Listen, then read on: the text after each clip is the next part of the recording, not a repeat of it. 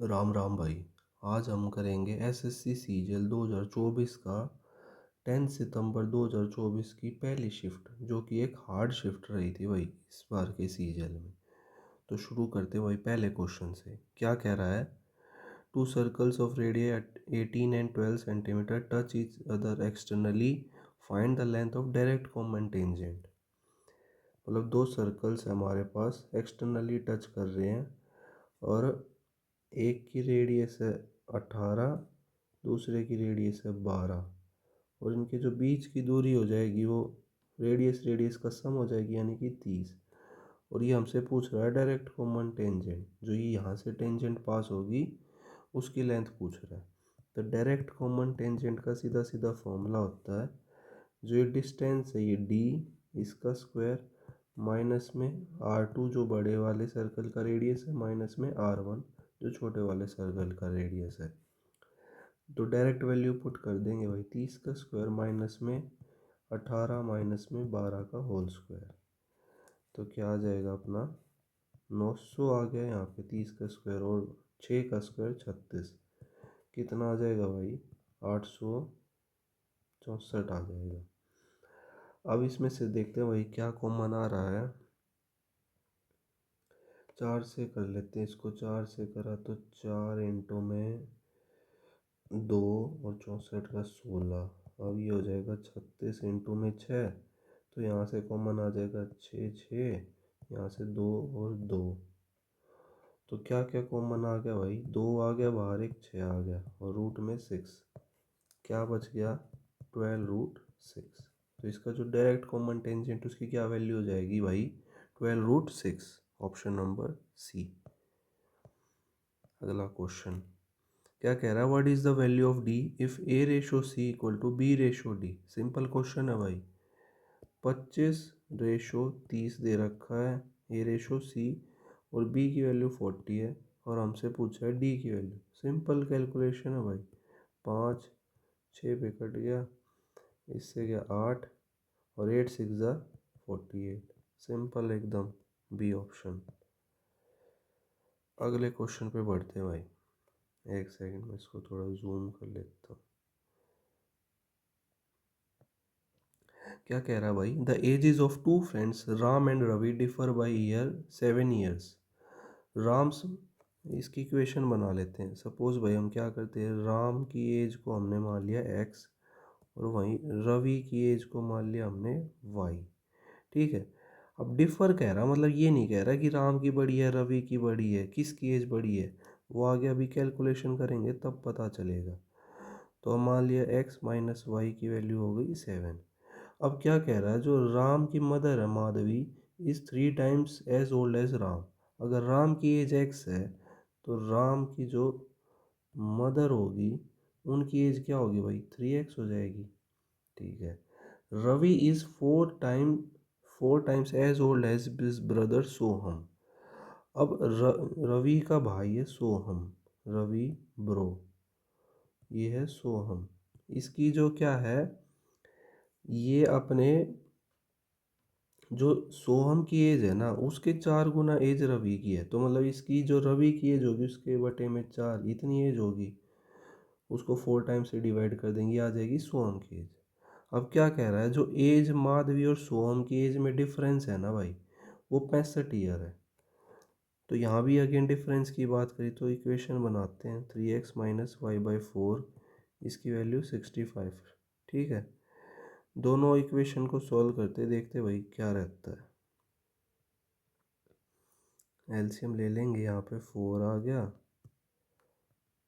4 और ये इंटू 4 यहाँ चला गया, यहाँ से हट जाएगा भाई अब ये, और यहाँ पे हो जाएगा 12। एलसीएम ले लिया सिंपली, और ऊपर क्या है x minus y equal to 7। ठीक है भाई, अब माइनस कर देते, ये प्लस हो गया ये माइनस हो गया, तो 12 में से 11x, वाई से वाई कट गया, और 65 चौक क्या हो जाएगा भाई, 65 दूनी 130, 260, 260 में से 7 गए 253। तो यहाँ से x की क्या वैल्यू आ जाएगी, 22 पे गया और 33 का 3, 23 पे। यानी कि जो राम की एज हमने x मानी थी उसकी वैल्यू आ गई 23। तो उसकी माधवी की एज पूछी जो कि उसकी मदर है, तो उसकी 3 टाइम्स हो जाएगी, इंटू 3 टाइम्स यानी कि 69, 69। Option number A. अगला क्वेश्चन भाई, एक सेकेंड, क्या कह रहा है, by applying which of the following criteria can two triangles not be congruent. Congruent proof करना है। कॉन्ग्रेंट के लिए क्या क्या प्रॉपर्टी होती है। ये सपोज दो ट्रायंगल है भाई, A B C P Q R, दो ट्रायंगल हो गए। तो अब इसके अंदर क्या क्या प्रॉपर्टी हो सकती है, ये साइड इस साइड के इक्वल हो जाए, ये साइड इस साइड के इक्वल हो जाए, या ये साइड इस साइड के इक्वल हो जाए। तो ये वाली कौन सी प्रॉपर्टी हो जाएगी भाई, साइड साइड साइड। अगर ऐसे जो साइड्स की वैल्यू इक्वल हो जाएगी दो ट्रायंगल में, तो वो दोनों आपस में कॉन्ग्रुएंट कहे जाएंगे और प्रॉपर्टी का नाम हो जाएगा S S S, side side side. दूसरी प्रॉपर्टी भाई, सेम दो ट्रायंगल बना लेते हैं, इसमें क्या होगा, ये साइड इस साइड के इक्वल, ये साइड इस साइड के इक्वल, और जो इन दोनों के बीच का एंगल है ना थीटा, वो इस एंगल के इक्वल हो जाएगा थीटा। तो ये वाली प्रॉपर्टी हो जाएगी भाई S A S, side angle side. और जो और प्रॉपर्टी एक और होगी भाई, वो क्या होगी, ये वाला एंगल इस एंगल के इक्वल, ये वाली साइड इसके इक्वल, और ये वाला एंगल इसके इक्वल। ये वाली प्रॉपर्टी हो जाएगी एंगल साइड एंगल। तो इसमें से कौन सी प्रॉपर्टी नहीं होगी भाई, जो एंगल एंगल एंगल, ऐसी कोई भी प्रॉपर्टी नहीं होती जिससे कॉन्ग्रुएंट प्रूफ हो। Option number B. अगला क्वेश्चन भाई क्या कह रहा है, एक सेकेंड भाई,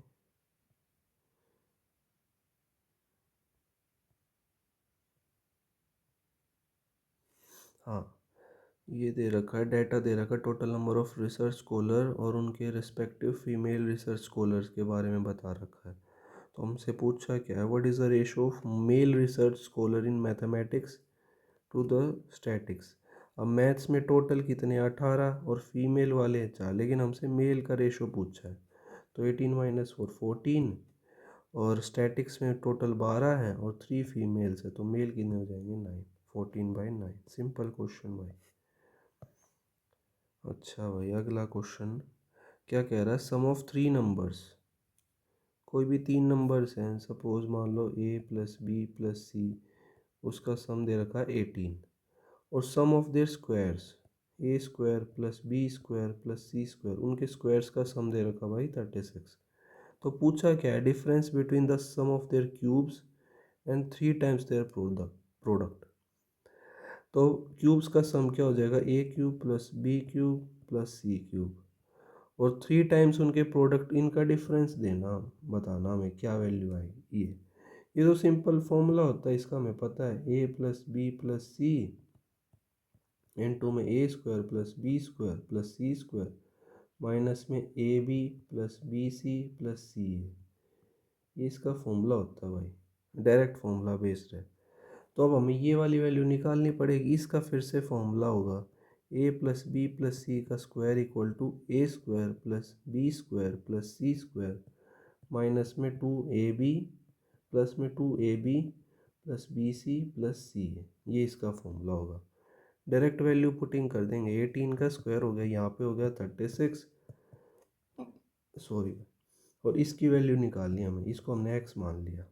तो 18 का स्क्वायर 324 माइनस 36, 2x, यहाँ से क्या आ जाएगा भाई, 14 में से 6 गए 8, और 31 में से 3 गए 28/2, तो यहाँ से वैल्यू आ गई 144।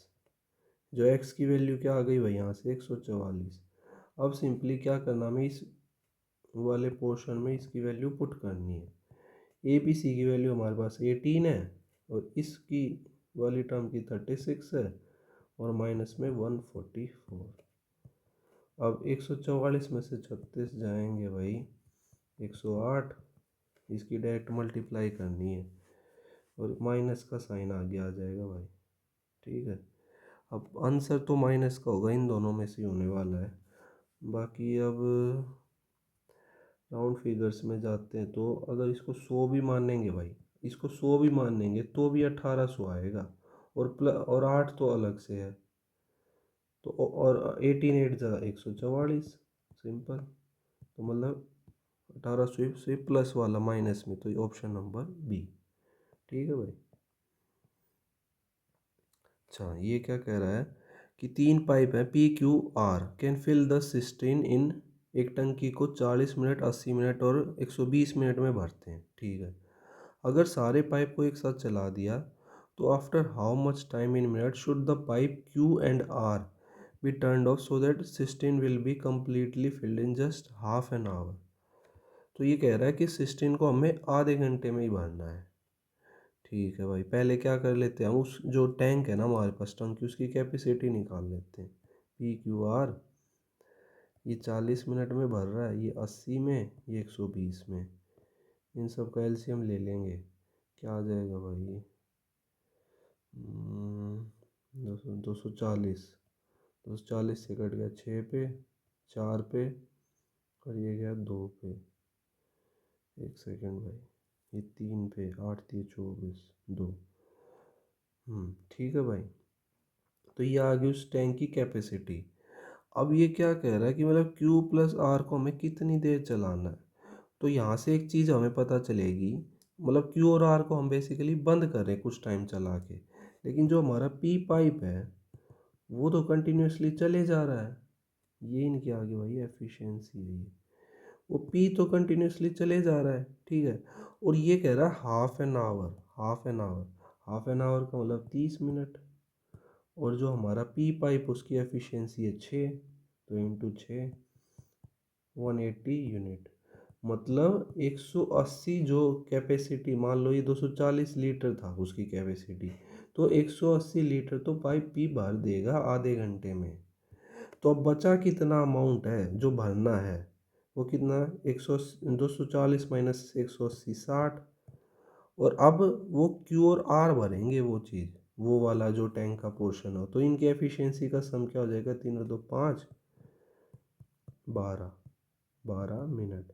मतलब जो क्यू और आर पाइप है वो सिर्फ 12 मिनट के लिए चलाए गए हैं, बाकी सारा जो भरा है टैंक को वो पी पाइप ने भरा है। ठीक है, तो option number D.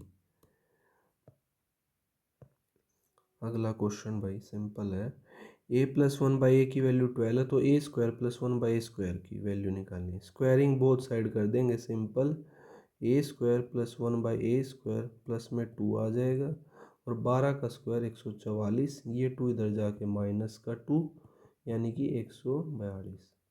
Simple question है भाई, बिल्कुल अलजेब्रा का बेसिक कॉन्सेप्ट। अच्छा भाई आगे बढ़ते हैं, sorry. Find the gain percentage given that Priya sold her scooter for rupees this, gaining 1 by 6 of the selling price। क्या कह रहा है, 1 by 6 ऑफ सेलिंग प्राइस, मतलब ये इसका सेलिंग प्राइस रहा होगा, इसने और एक्सटर्नली कुछ वैल्यू पे इसको बेच दिया। ठीक है, अब अगर हम ये प्रॉफिट की, ये प्रॉफिट के टाइम्स में दे रखा है 1/6, अगर हम इससे 1 माइनस करें तो यानी कि 5 और 6, ये जो 5 रहा होगा ना भाई, ये हमारा क्या रहा होगा, कॉस्ट प्राइस। और जो ये 6 रहा होगा ये हमारा रहा होगा सेलिंग प्राइस। अभी तो वो सेलिंग प्राइस पे बेच रहा है, लेकिन जो आइडियली सिचुएशन थी उसमें क्या रहा होगा, -1, और यानी कि 5, 5 हो जाएगा हमारा कॉस्ट प्राइस, और ये 6 होगा हमारा सेलिंग प्राइस। अब हम जो एक्चुअल गेन परसेंटेज निकालते हैं वो कॉस्ट प्राइस के टर्म्स में निकालेंगे। अब देखो यहाँ पे के चेंज कितने का हो रहा है, 1 का, कितने पे, 5 पे, तो 1/5 की हमें परसेंटेज की टर्म्स में निकालना है, तो 120, यानी कि 20%। थोड़ा सा अलग क्वेश्चन है, बस एक बार ऐसे वाला कॉन्सेप्ट ध्यान रखना है, ये वाला, उसके माइनस करके उसका हम कॉस्ट प्राइस निकालेंगे, और फिर उसके रिस्पेक्ट में हम चेंज निकाल के गेन परसेंटेज निकाल लेंगे हम। ठीक है भाई। अगला क्वेश्चन क्या कह रहा है, सुनिए, टेबल दे रखी है हमें भाई, कार मैन्युफैक्चर हो रही है 3 टाइप की, ABC थाउजेंड्स में, ऑटोमोबाइल। हमें क्या करना है, for all the years from 2015 से 18 the average production of b is how much less than that the production of combined average of a and c. अच्छा, हमें बी की एवरेज निकालनी है और सी की एवरेज और डिफरेंस निकालना है बस। ठीक है भाई, तो सिंपली बी की जो जितने भी 2015 से 18 तक उनको ऐड कर देंगे। 0, 8 और 5 13, 13 और 6 19, 9 1 और भाई 24 और 1 25। ये आ गया डिवाइड बाय 4। 25 से 6, एक 19 का 4 और 30 का, एक सेकेंड, 30 का गया 28 पे 7 और 0.5।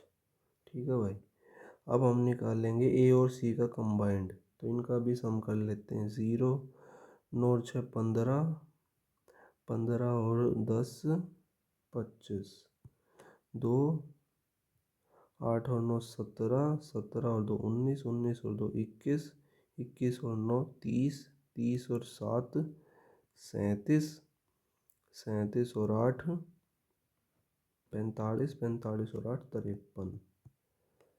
डिवाइड बाय क्या आ जाएगा हमारा यहाँ पे 8। इसको सिंपली सॉल्व करेंगे। कुछ गलती तो नहीं करी भाई मैंने? एक सेकेंड भाई, एक सेकेंड। 53 आ गया था ना, तो 3 और यहाँ पे 7 आएगा भाई। ये भी तो ऐड करना था, ये 1 भूल गया मैं। 73। अब इसको डिवाइड करेंगे तो क्या आएगा? 72 पे गया, 9 पे 15 1 और फिर आ गया 70, तो लगभग 8 समथिंग आएगा यहाँ। बाकी ऑप्शन में डिफरेंस काफ़ी है तो हम इससे भी निकाल सकते हैं। 918 उसको भी रहने दो। 647 को माइनस कर देते हैं 1, और 11 में से 4 गए,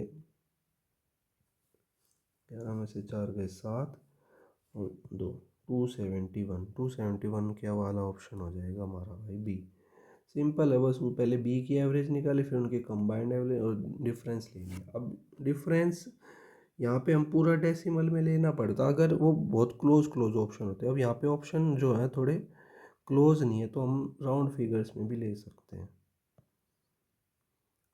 अच्छा भाई, क्या कह रहा है? The side of an equilateral triangle is 28 centimetre, taking each vertex as the centre, a circle is described with a radius half the length of the triangle side, find the area not included in the circle। Okay भाई, एक equilateral triangle बना लिया हमने और उसकी vertex पे एक circle है, वो उसका सेंटर हो गया, ऐसे सेंटर हो गया भाई, ऐसे हो गया भाई। अब इसकी पूरी 28 है तो ये 14 14 ऐसे हो जाएगी। हमें ये वाला, ये जो शेडेड पोर्शन दिख रहा है ना भाई, बीच वाला, एक सेकेंड मैं इसको हाईलाइट कर देता हूँ। ये वाला जो ब्लू वाला पोर्शन है ना भाई, इसको बताना हमें, ये शेडेड पोर्शन निकालना है। तो इसके लिए क्या करेंगे? अब हमें पता है ये एंगल कितना होता है, 60 डिग्री, ये भी 60, ये भी 60। पहले तो हम पूरे इक्विलेटरल ट्रायंगल का एरिया निकाल लेते हैं, √3/4 a², और उसमें से हम क्या माइनस करेंगे? अब देखो भाई, 60 डिग्री का मतलब वो एक पूरे सर्कल का 1/6 पार्ट हो गया। अब ऐसे ऐसे 3 1/6 पार्ट है, तो वो क्या बना लेंगे, मतलब एक आधा सर्कल बना लेंगे। 180 डिग्री हो जाएगा इनको मिला के, तो 180 डिग्री में हमारा आधा सर्कल बन जाएगा। तो हाफ सर्कल का एरिया क्या होगा? ½ πr²। तो हमारा ये कॉन्सेप्ट यूज़ होगा। अब बस क्या है, कैलकुलेशन है। √3/4 7, वो एक सेकेंड भाई, 7 नहीं है ये, 28 इंटू 28 माइनस में ½ 22/7 इंटू में आर की वैल्यू इस वाले सर्कल के लिए 14 इंटू 14, ये कट गया तो 28 और 28 8 0 308 आ गया भाई इसका तो एरिया। ये काटेंगे तो 7 पे जाएगा, ये 14 इंटू 14 है, 196 आ जाएगा। इंटू में √3 की वैल्यू होती है 1.73। ये तो भाई बहुत क्लोज ऑप्शन है, पूरी वैल्यू सॉल्व करनी पड़ेगी यहाँ पे तो। 196 इंटू में 1.73, या फिर एक काम कर सकते हैं, इसको मान लेते हैं 200 माइनस में 4। ठीक है, अब 200 से हो जाएगा दो, हट गई 2 जीरो, 6 और 34। ठीक है, और माइनस में क्या आएगा यहाँ से, 4 दिए 12 और 7 चौक 68, 69, 6.92 माइनस करना है इसमें से हमें 6.92। तो यहाँ पे आ जाएगा भाई 8, 9 में से 9 गया 0, 043। इसमें से हमें माइनस करना है 308, तो 08। एक सेकंड भाई, कुछ गलती तो नहीं हुई ना। सही है भाई। इसमें से 40 में से गया 32। हाँ तो भाई 32 आ गया हमारा। 40 में से 8 गए 32। 32 तो ऑप्शन में ही नहीं है भाई। कुछ ना कुछ तो भाई कैलकुलेशन मिस्टेक हो रही है इसमें। अरे यार, यहाँ 5 हो जाएगा ना, हासिल दिया उधर 5, तो 15 में से 6 गए 9। एक सेकंड भाई, एक सेकंड, यहाँ पे 339 आएगा, और यहाँ पे था क्या था हमारा 308। अब यह 9 में से 9 में से 8 गया 1, और 3 में से गया 3, 31 है भाई। ओके भाई, तो हमारा जो ये शेडेड रीजन है उसका क्या आ गया 31 पॉइंट। सिंपली बस ये कॉन्सेप्ट याद रखना है, area of triangle minus area of circle, मतलब हाफ जो सर्कल है उसको माइनस कर दे, और बस कैलकुलेशन पार्ट सिंपल। अच्छा, which of the following is largest 5 digit number divisible by 47। तो इसके लिए तो भाई लार्जेस्ट पूछा है, तो ये तो होगा नहीं, ये तो स्मॉलेस्ट है। तो क्या करेंगे, इसको तो भाई डिवाइड ही करना पड़ेगा, इसका कोई और ऑप्शन ही नहीं है। 90 टू ज़ा पे 94, क्या आ गया 59, 47, 2, 129, और फिर से 94 पे ही जाएगा, 5, 3, 9। ठीक है, सारे इंक्लूड हो गए ना भाई, लास्ट वाला बच्चा है। अब किस पे जाएगा भाई, अगर 50 होता तो 50 सत्ते 350 माइनस में मेरे हिसाब से 7 पे ही जाएगा। इंटू 7, 7 7 जो 49, 7 चौक 28, 28 और 4 32। हाँ भाई 329, कितना आ गया रिमाइंडर 30। मतलब इस रिमाइंडर जो हमारे पास हमने लार्जेस्ट वैल्यू मानी थी ना, उसमें से 30 माइनस कर दो सिंपली। 9 6 9 9 9, जो ये नंबर है ना, ये वाला, that will be the highest 5 digit number which is divisible by 47। ठीक है भाई, ये तो कोई शॉर्ट ट्रिक है ही नहीं भाई, 47 के रिगार्डिंग तो पूरा सॉल्व ही करना पड़ेगा। चलो भाई अगले क्वेश्चन पे बढ़ते हैं। Ramesh purchase some item from a dealer on 19th November 2019, the bill generated was this much. He also purchased some item on 10 November 2019 having the bill this much. He cleared both the bills this time and paid the total amount in cash. If the dealer gives a scheme of 2% discount on the payment done within 10 days and 5% of the payment made in cash at the time of purchase, okay, then the amount of paid Ramesh ने जो दिया उन। Okay okay, यहाँ पे दो situation है भाई, एक तो 10 नवंबर की सिचुएशन है और एक है 19 नवंबर की सिचुएशन। अब 19 नवंबर को जो बिल जनरेट हुआ ना, वो 485,480 हुआ है, और जो 10 नवंबर को हुआ था वो हुआ था 9800। और वो क्या कर रहा है, जो बिल है ना वो क्लियर कर रहा है अब, आज वो दोनों बिल, इस बिल को भी इस बिल को भी वो आज 19 नवंबर को क्लियर कर रहा है। ठीक है भाई। अब क्या कह रहा है, डीलर जो है ना 2% का डिस्काउंट देगा अगर वो पेमेंट 10 दिन के अंदर, जैसे 10 नवंबर को सामान लिया था तो उसने अगले 10 ही दिन के अंदर पेमेंट कर दी, तो इस पे क्या होगा, 2% की उसको छूट मिल जाएगी। इस वैल्यू पे उसको 2% की छूट मिल जाएगी, ठीक है, क्योंकि ये 10 दिन के अंदर अंदर। और क्या कह रहा है, 5% पेमेंट अगर कैश में एट द टाइम कर देगा तो उसको 5% डिस्काउंट मिल जाएगा। ठीक है, इस पे मतलब ये तो ऑन द स्पॉट कर रहा हूँ 19 नवंबर को ही, तो इस पे 5% की कम मिल जाएगा। तो उसने टोटल अमाउंट निकाल ली। सिंपली कैलकुलेशन बेस्ड है भाई, इनटू में 98/100 ये वैल्यू आ जाएगी। तो इसको मान लेंगे 100 - 2, तो 9800 -196, तो 4 0 7 में से गया 6 9, यहाँ से तो ये वैल्यू आ गई, और यहाँ से 5480 एंड टू में 5% की वैल्यू 1/20, तो यानी कि 19/20, 0 से 0, 5 से 54 का 27, 4 274 इंटू में 19, 4 9 चौक 63, 9 7, नहीं नहीं नहीं यार, 9 चौक 36, 36, 9 7 63 और 3 66, 9 दूनी 18 और 6 24, और 274, 60, 8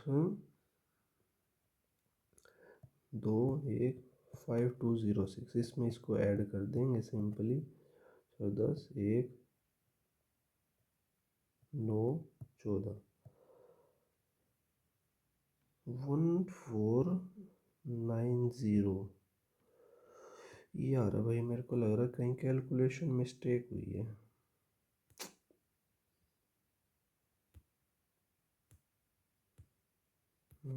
बाकी मैं कॉन्सेप्ट तो आप लोग समझ ही गए, मैं इसको बाद में चेक कर लूँगा।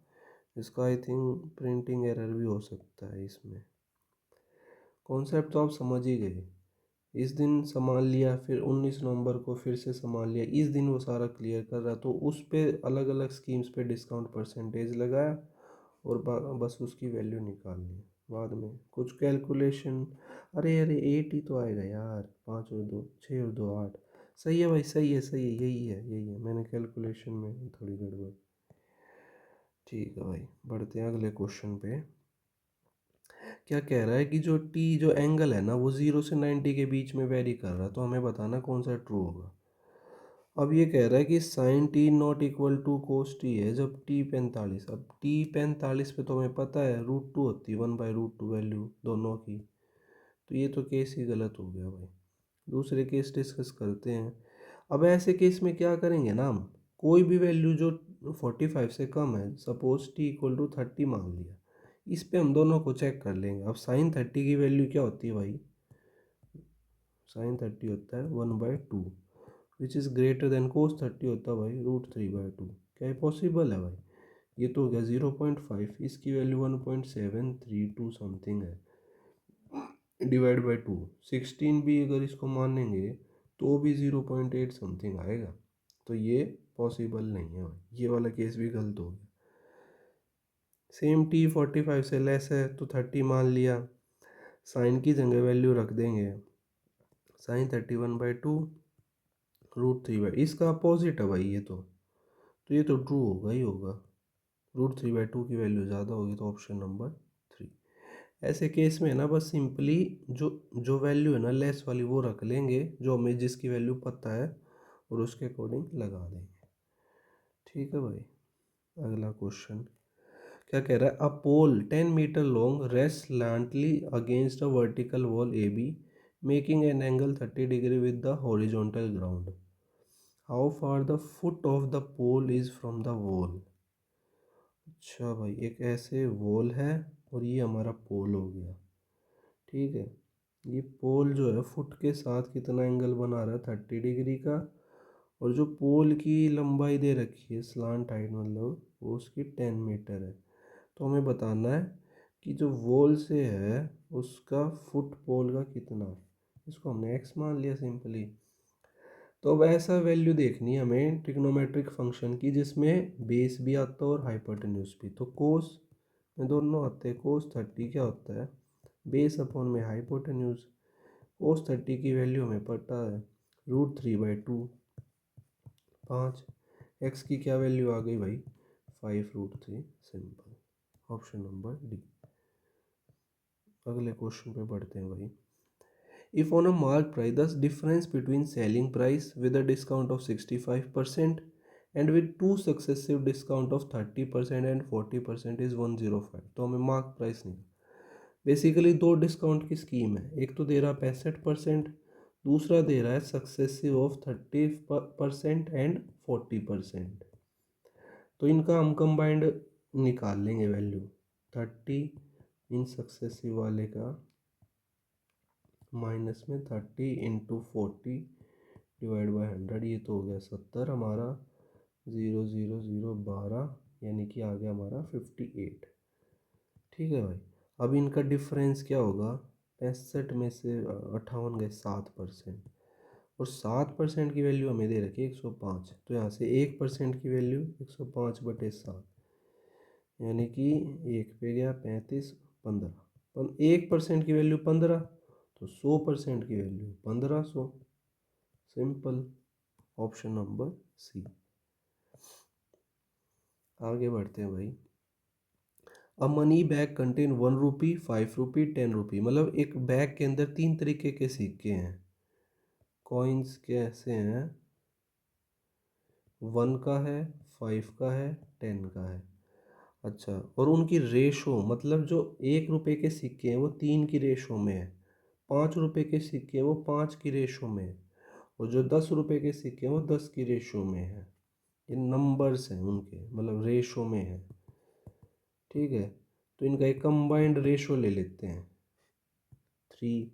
मतलब अगर सपोज 3 ही कॉइन है 1 रुपये के, तो टोटल उनकी जो वैल्यू आएगी, यहाँ से ये वैल्यू आ रही है वो 3 आ जाएगी, यहाँ से आ जाएगी 25, और यहाँ से आ जाएगी 70। लेकिन हमें दे रखा है जो टोटल अमाउंट है ना बैग के अंदर वो 980 है। तो हम क्या करेंगे, यहाँ से रेशो का सम ले लेंगे। कितना आ जाएगा, 5 और 3 8, 7 और 2 9, 98। और एक्चुअल में कितना अमाउंट है बैग में, तो यानी कि जो 1 का वैल्यू है वो 10 आ गया। हमसे पूछा क्या है, कॉइन्स ऑफ ₹10, 10 वाले कॉइन्स बताने हमें। अब नंबर तो है 7 और एक की वैल्यू है 10, तो सिंपल इंटू 10, 70। मतलब जो 10 10 के हैं ना वो हमारे पास 70 सिक्के हैं। तो क्या हो जाएगा, ऑप्शन नंबर बी। आगे बढ़ते हैं भाई। क्या कह रहा है, what percent of the average sale of school ABC in 2014 is the average sale of school ACF in 2013। मतलब दो स्कूल्स का बुक्स का डाटा दे रखा है, सेल ऑफ बुक का, तो उसके रिगार्डिंग रेशो बताना। अब 2014 में लेना है ये वाला डार्क वाला, और ABC का 70 है ए की वैल्यू, और फिर बी की वैल्यू है 35, 105 हो गया। 105 और 80 185 डिवाइड बाय 3। ये पहली सिचुएशन का आ गया। एवरेज ऑफ ACF, इसको एक सेकंड में दूसरे कलर से, ACF इनका 50 और 50 और 60 110, 110 और 40 150, 150/3। ये आ जाएगा 6, 3 जा पे 1, 6.66 समथिंग, ये आ गया 50। एवरेज ले लिया हमने। तो ये पूछा है व्हाट परसेंट ऑफ, इसका ये जो है वो कितना परसेंट है, तो 50 डिवाइड बाय 61.66 इंटू में 100। इसको सॉल्व करेंगे भाई।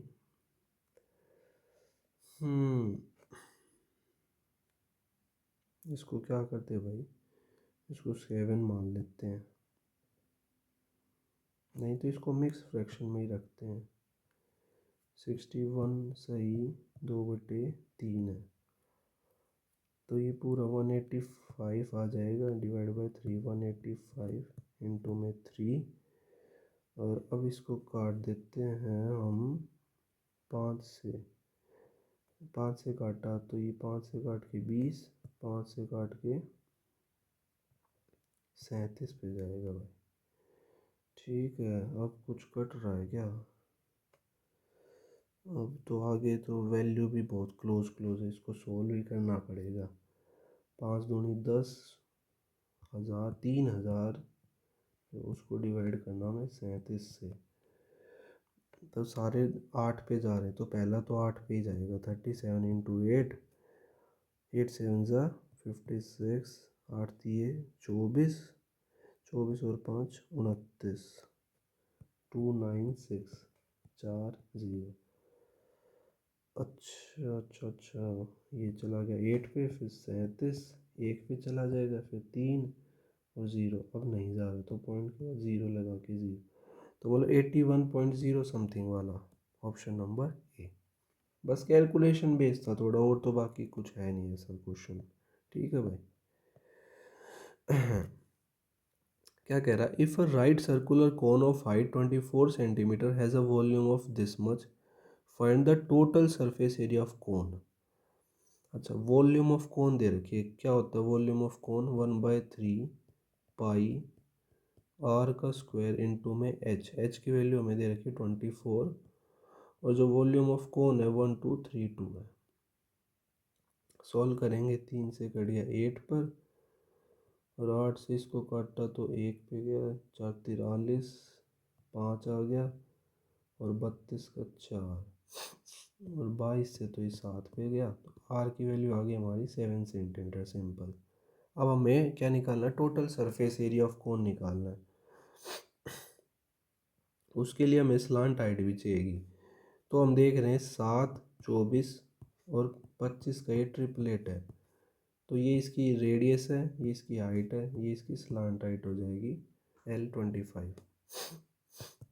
तो pi into r into l plus pi r square, 7 into 7, 7 से 7, 7 से 7, 22 कॉमन आ रहा है, तो क्या बच गया अंदर? 32। तो इसका क्या हो जाएगा भाई? इसको हम लिख लेंगे 30 + 2, तो 22 दिए 66, 600 आ गया, और प्लस में 44, यानी कि 704। ऑप्शन नंबर 20 सवाल का करेक्ट हो जाए। ठीक है भाई। क्या कह रहा है, Kiran land 4000 to 2 person such that one part of it land at 8% rate, और जो रिमेनिंग है वो 10% पे, और जो उसको सिंपल इंटरेस्ट मिला है वो 352 मिला है, तो उसको बताना है कि 10% वाले पे कितना उसने सम लगाया था। यहाँ पे मतलब बेसिकली क्या है, 4000 अमाउंट थी, दो बंदों पे लगा दी ए बी, इसको दिया 8% से, इसको दिया है 10% से, और जो एनुअल सिंपल इंटरेस्ट मिला है ना वो उसको मिला है 352। तो हम एक काम करते हैं, इनका एक कंबाइंड वो निकाल लेते हैं, इस वैल्यू के अकॉर्डिंग कंबाइंड जो सिंपल रेट होगा ना वो निकाल लेंगे। तो उसके लिए क्या करेंगे, जो टोटल सिंपल इंटरेस्ट बना है और टोटल प्रिंसिपल इंटू 100। ठीक है, क्या आ गया, ये 0 यहाँ चली गई, 4 से इसको काटा 8 पे, और 32, 8.8, तो इनका ये कंबाइंड परसेंटेज आ गया। तो क्या करेंगे, हम एलिगेशन लगा देंगे 8%, और यहाँ पे 10%, और ये हो जाएगा 8.8%। एलिगेशन लगाए तो ये आ गया 1.2, ये आ गया 0.8, तो इनका रेशो आ गया 3:2, और हमसे 10% पे पूछा था। अब देखो 5 की वैल्यू 4000, तो 1 की वैल्यू 800, तो 2 की वैल्यू कितनी हो गई भाई? 1600। Option number D. ठीक है भाई, इससे एलिगेशन से सिंपली हो जाएगा ये कह रहा है 2 + 10² 2a + coat square 2a divide by, तो हमें वैल्यू निकालनी है। तो भाई वैल्यू पुटिंग से बेस्ट है ये। अगर मैं जैसे 45 पुट कर दूंगा तो 90 चले जाएगा, अनडिफाइंड रहेगा, और 45 में ज़्यादा सेटिस्फाई हो रहा है। तो मैं एक काम करता हूँ, मैं एक ही जगह पे रख लेता हूँ 22.5। ठीक है, उससे होगा क्या, जब सारी जगह 2a दिया हुआ तो वो 45 बन जाएगा। तो 2 यहाँ पे बन जाएगा 10 स्क्वायर 45 प्लस कोट स्क्वायर 45, और सेक 45 क्या होगा भाई, √2, कोसेक 45 भी √2, सिंपली हो जाएगा अब तो, डिवाइड बाय √2 इंटू √2 2 हो गया, तो 4/2 यानी कि 2 आ। अब सिंपली क्या करेंगे, हम इसी वैल्यू को सारे ऑप्शंस में रख के देख लेंगे, जिसमें भी 2 वैल्यू आ जाएगी वो हमारा आंसर हो जाएगा। यहाँ पे रखा तो हमारा आ गया 1, और सेक वाली में √2 आ गया, ये तो नहीं होगा भाई। यहाँ पे आ जाएगा √2 प्लस √2, ये भी नहीं होगा भाई। यहाँ पे आ जाएगा 1 माइनस √2, यहाँ रखेंगे तो √2 इंटू √2, ये आ गया भाई 2। तो ऑप्शन नंबर बी। ये वाले ट्रिग्नोमेट्री के ऐसे क्वेश्चन सीधा वैल्यू पुटिंग से सबसे बेस्ट है। ये तो सिंपल क्वेश्चन है बिल्कुल भाई। पहले सबसे पहले इस क्वेश्चन में एक बात ध्यान रखनी है, ऑफ सबसे पहले सॉल्व होता है, डिवाइड से भी पहले ना हमारा ऑफ सॉल्व होगा। तो उसके लिए क्या करेंगे, 15 डिवाइड बाय 3 दूनी 6 इंटू 2 प्लस में 9 डिवाइड बाय 18 दूनी 36 into 4 minus 4 divide by 8 into में 2। अब ये डिवाइड वाला सॉल्व होगा भाई, 15/6 आ गया, 5/2 इंटू में 2, 2 से 2 कट गया, 9/36 है तो 1/4 इंटू में 4 माइनस में 1/2 इंटू में 2, 2 से 2 कट गया, 4 से 4, तो 5 प्लस 1 माइनस 1, तो यानी कि 5। Option number B, simple question, simplification का भाई। अच्छा, कह रहा है कि x and y z are 3 points on a plane, x y की वैल्यू, वाई जेड की, जेड एक्स की। एक्स वाई की वैल्यू दे रखी है, फिर वाई जेड की दे रखी है, और फिर जेड एक्स की दे रखी है भाई। अच्छा, नंबर ऑफ सर्कल्स बताने की जो इनसे पास हो जाए ऐसे करके। तो ऐसे क्वेश्चन में भाई क्या करते हैं, मतलब हम ये चेक करेंगे कि ये ट्रायंगल भी फॉर्म हो रहा है या नहीं। और ट्रायंगल के फॉर्म होने के लिए क्या चेक करा जाता है कि sum of two sides is greater than third side. दो साइड का जो सम होगा ना वो थर्ड के ज़्यादा होना चाहिए, तो वो ट्रायंगल फॉर्म हो जाएगा। तीनों के केस में 3 बार ये ऐसा करके देखेंगे। अब 24 और 11 हो गए हमारे 35, which is greater than 13, satisfied. 24 और 13 क्या हो गए, 37, ग्रेटर देन 11, सेटिस्फाइड। और 24 और 11 और 13, 24 इज ग्रेटर देन 24, नहीं भाई, सेटिस्फाई नहीं हुआ। तो मतलब ये हुआ, ये जो वैल्यूज़ है ना, ये ट्रायंगल ही फॉर्म नहीं करेंगे, और ट्रायंगल ही फॉर्म नहीं होगा तो कोई भी सर्कल पास ही नहीं होगा इससे। तो क्या हो जाएगा, ऑप्शन नंबर ए है। और अगर सपोज करो ऐसा केस आ जाता जहाँ पे वैल्यू सेटिस्फाई हो रही है, तो सिर्फ एक ही केस ऐसा बनेगा, मतलब एक ही सर्कल ऐसा बनेगा जो तीनों पॉइंट से पास हो रहा होगा। यहाँ तो ज़ीरो बन गया क्योंकि वो ट्रायंगल ही फॉर्म नहीं हो रहा। ठीक है भाई, बढ़ते भाई अगले क्वेश्चन पे। A bus travel 1/3 of a distance initially at a speed of 40, the next 1/3 of a distance at 50, and the final 1/3 of a distance at 60। Average speed निकालनी है भाई। तो मतलब क्या होगा, ऐसे 1 1 1 3 यूनिट है, मतलब टोटल 3 डिस्टेंस मान लिया हमने, 3 यूनिट। तो ऐसे 1 1 1, मतलब 3 बार यहाँ पे वो चला 40 की स्पीड से, यहाँ 50 की से, और यहाँ पे 60 की से। अब हमें पता है speed equal to distance upon time. हमें डिस्टेंस तो पता चल गया 3 यूनिट, हमें टाइम निकालना है। तो टाइम के लिए क्या करेंगे हम, डिस्टेंस अपॉन स्पीड फॉर्मूले को ही क्रॉस मल्टीप्लाई कर देंगे। तो जब डिस्टेंस 1 है तो स्पीड 40 है, प्लस में जब डिस्टेंस 1 है स्पीड 50 है, डिस्टेंस 1 है 60 है। इनका एलसीएम ले लेंगे, यहाँ से जो वैल्यू आएगी वो टाइम की आ जाएगी। तो इसका एलसीएम आ जाएगा भाई 4 और 5 और 6 का, 4 पंजे 20, 20 6 150, 20 से 120, 1200 आ गया भाई। 40 से काटा तो 30, प्लस 50 से काटेंगे तो 24, 60 से काटा तो 20, यानी कि 50 74/1200। तो अब इसकी टाइम की जगह पे रख देंगे, डिस्टेंस तो 3 यूनिट था हमारा, और ये आ गया 74/1200। ये भी यूनिट में, चलो यूनिट से यूनिट कट गया, तो 3 इंटू 1200 डिवाइड बाय 74। अब मैं ऑप्शंस भाई दूर दूर है, क्या करेंगे, इस 74 को 75 मान लेता हूँ। ठीक है, ये कट गया 25 पे, और इसको हम कैसे लिख सकते हैं, 25 से 100 पे गया 4 है, फिर 20 बच गया 248, 48 पॉइंट समथिंग वाला जो ऑप्शन होगा ना भाई वो करेक्ट हो जाएगा। तो ऑप्शन नंबर, ये ऐसे ऑप्शन एलिमिनेशन वाली चीज़ करा करो भाई, उससे बहुत फ़ायदा मिलता है। ठीक है, आई थिंक ये लास्ट क्वेश्चन, हाँ भाई लास्ट क्वेश्चन है। क्या कह रहा है, एक सर्कुलर रेस हो रही है और 750 मीटर, एक्स और वाई स्टार्ट करते सेम पॉइंट से सेम टाइम पे, उनकी स्पीड है ये 9 और 13.5 respective.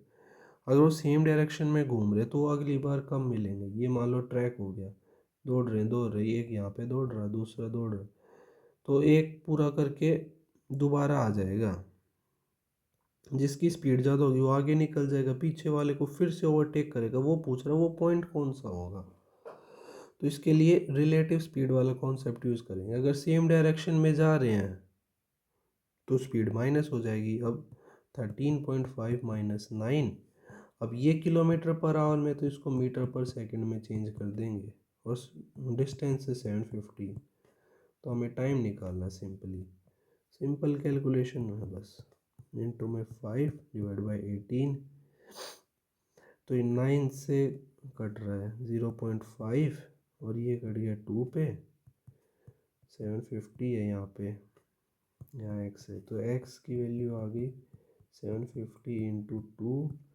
Divide by 0.5 into 5, decimal हटाया तो 0 आ गई, 5 से 4 पार, 5 से कितना जाएगा भाई 150, हाँ 150, और 150 चौक 15 चौक 60, 600 से। तो यहाँ पे भाई हमारा CGL 2024 का हार्ड शिफ्ट वाला पेपर ख़त्म होता है। धन्यवाद।